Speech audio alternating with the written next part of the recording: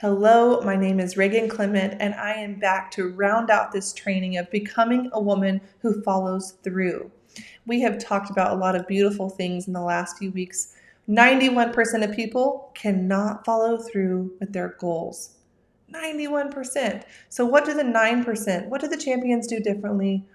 Here it is, and we've talked about it over and over and over. And today we're going to talk about the fifth part of that, detachment. And what is detachment? Let's look at it a little bit.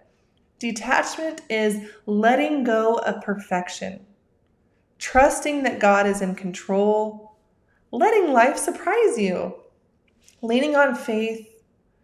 Detachment is necessary for your peace of mind because you cannot obsess about the outcome. And then it gives you perspective during obstacles or setbacks, failure. And we're going to talk about some failure here today too. But I want to share a little story with you about a client of mine who came in struggling with her marriage on the rocks. And we created all the things we've talked about here, right? We created a clear vision. What did she want? She wanted a beautiful marriage based on mutual love and respect. We got her ready for the resistance. We had to break through a lot of limiting thoughts. She thought that communicating her needs was a burden to her spouse. But actually, it opened the door for him and gave him a pathway to step up and meet those needs, and it created great intimacy in their marriage. We created an action plan. And if you remember action plan, I'll show you one of those here. An action plan. So we wrote out her dream, we broke it down into 4 smaller goals, and we broke each goal down into these beautiful action steps. But then we also had accountability. So she hired me as a coach, and she also reached out to a coworker and asked if they could do like the weekly small specific goal accountability. So she was rocking and rolling, ready to go. And when it got to detachment, we got stuck. And here's why. Because she realized that this whole plan and that all this work she's doing may not end in a happy marriage. Because you can't control your spouse. You can't control the outcome of this. You can only control what you are doing. You can be greatly attached to your effort, but you kind of have to be completely detached from the outcome here. And as she realized that, she thought, do I really want to do all of this work? I don't know if I want to. And so let's think about that a little bit here. I want you to think about, would you do a year's worth of work on your marriage or your finances or your health or your relationship with your kids or your family members? Would you do a year's worth of work if you couldn't control the outcome? If you didn't know you were going to be successful, would you do it? And if you think about champions, we're talking about this 9%, right? So let's look at champion athletes. Can you imagine if champion athletes decided, I will not compete unless I know I'm going to win? That's illogical. We all know how crazy that is. But it takes faith and courage for them to consistently pour in the training, give all of the effort, not knowing if they're going to win. So my client looked at her list, looked at all of the training we were going to have to do, and said, I got to think about it.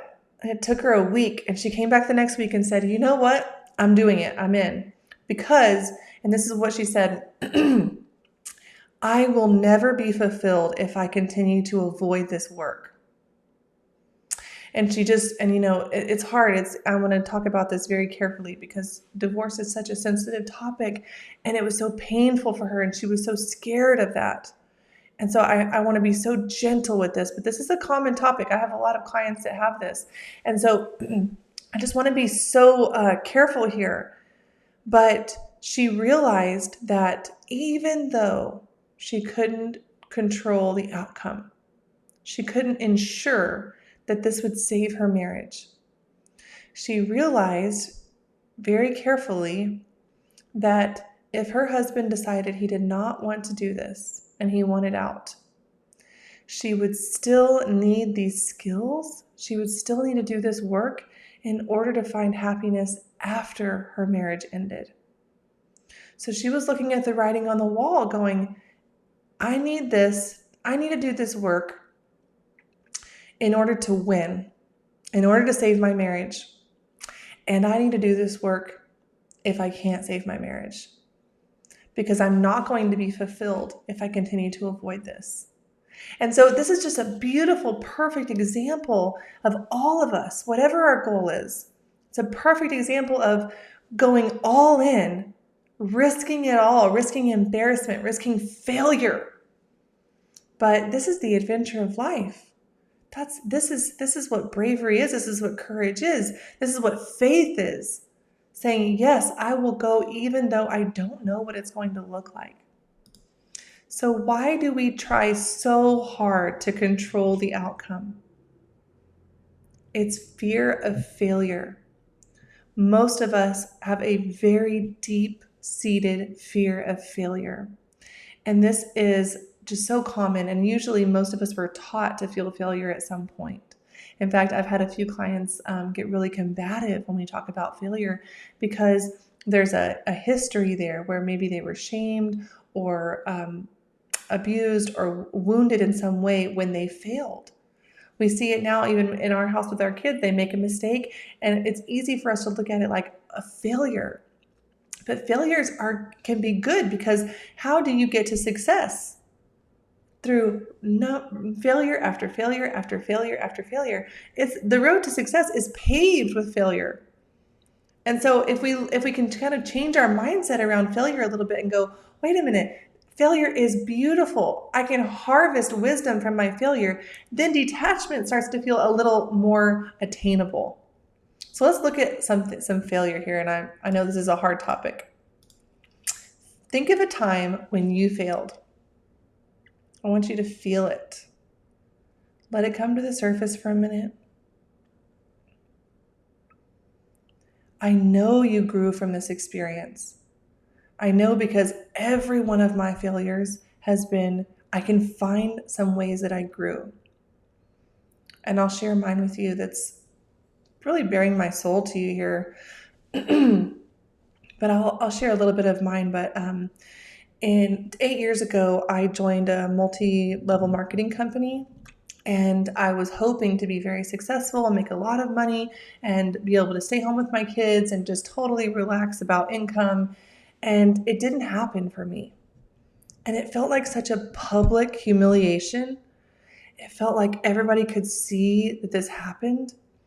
And it haunted me. This failure haunted me.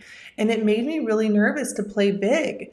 It made me nervous to try things and to be, even consider, now I own my own company. Even to consider starting my own company and being an entrepreneur was terrifying for so long because I had failed publicly. But how did I grow from this? I honestly couldn't see how I grew from this until I hired a coach and started learning. And we went through this exact failure and kind of broke it down.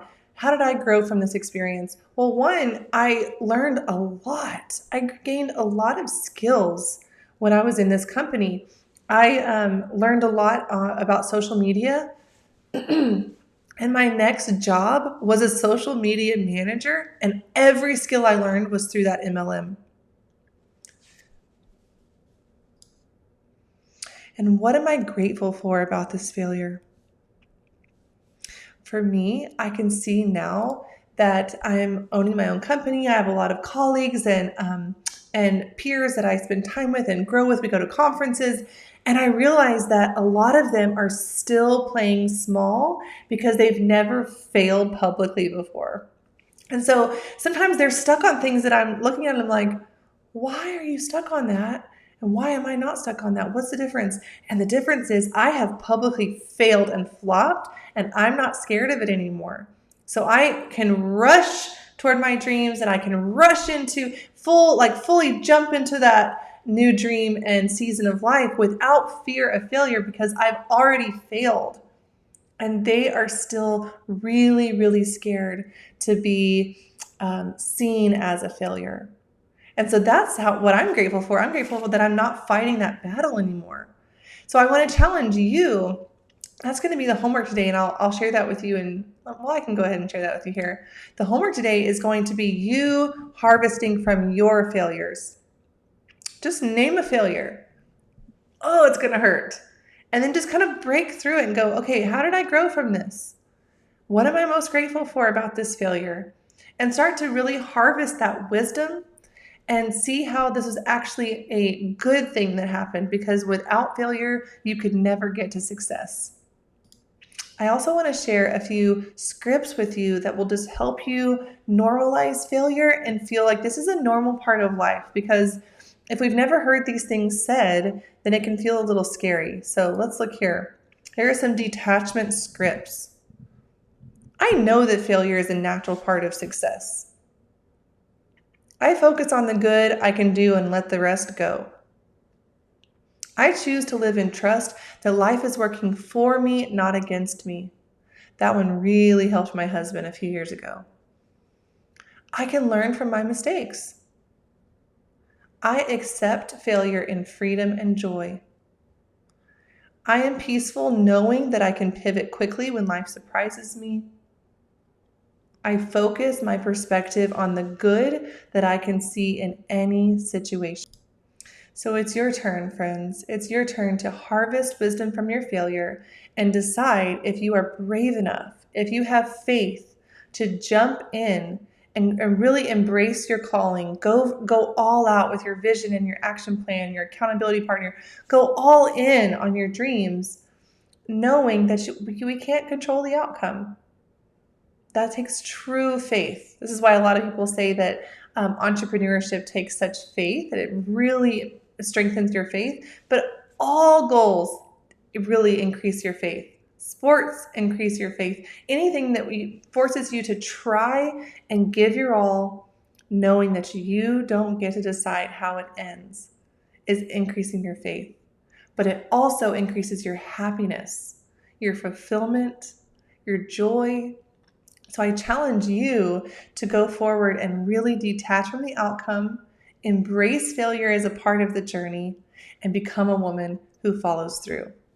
And if you need any more help with that, I've got a picture here I can show you two ways to get a little bit more support from me. One, you can join me for one-on-one private coaching. You can sign up for my Made for More coaching program at reaganclementcoaching.com. But also, you can join my community of faith-filled women looking for growth. This is an incredible place that just launched a month ago. And it's so beautiful because it's full of women who are growing together. It's got lots of coaches and trainings and videos, and we're meeting together. We have book club and Bible study. And so if that's what you're looking for, I would love to see you in the Rising Tide Fellowship. You can just head to risingtidefellowship.com, and you can even get 2 months for free. So I've really enjoyed this training, and I hope I see you in the Rising Tide Fellowship. It's a great way to start the conversation. You can even send me a personal chat and we can visit. If you have any questions on this video, I would love to see you in there and be able to answer those for you.